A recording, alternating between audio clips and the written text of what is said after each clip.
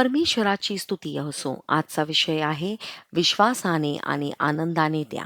2 कोरिंथीकरास 9:7 म्हणते, प्रत्येकाने आपल्या मनात ठेवल्याप्रमाणे द्यावे, कुरकुर न करता आणि सक्तीने नाही, कारण आनंदाने देणारा देवाला प्रिय आहे. संपूर्ण बायबलमध्ये आपण अशा लोकांविषयी वाचतो ज्यांनी विश्वासाने देवाला दिले.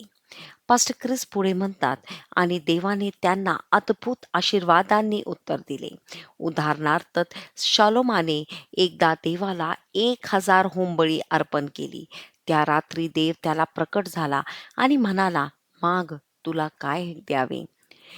सुलेमान फक्त एक बळी देऊ शकला असता, पण त्याने अधिक केले आणि देवाने ते पाहिले. महाप्रलयानंतर नोहानी एक विशेष अर्पण केले आणि बायबल सांगते की देवाने त्याला मधुर सुगंधाचा स्वीकार केला आणि पुन्हा कधीही भूमीला श्राप देणार नाही अशी प्रतिज्ञा केली.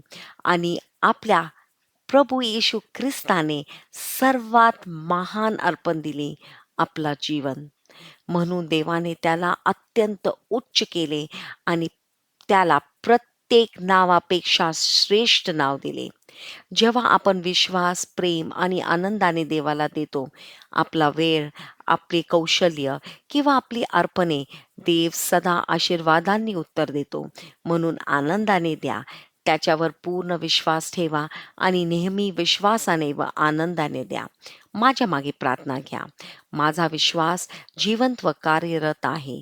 मी विश्वासाने देत असताना मी माझ्या जगासाठी आशीर्वादांचा माध्यम बनतो. येशूच्या नावात, आमेन. धन्यवाद.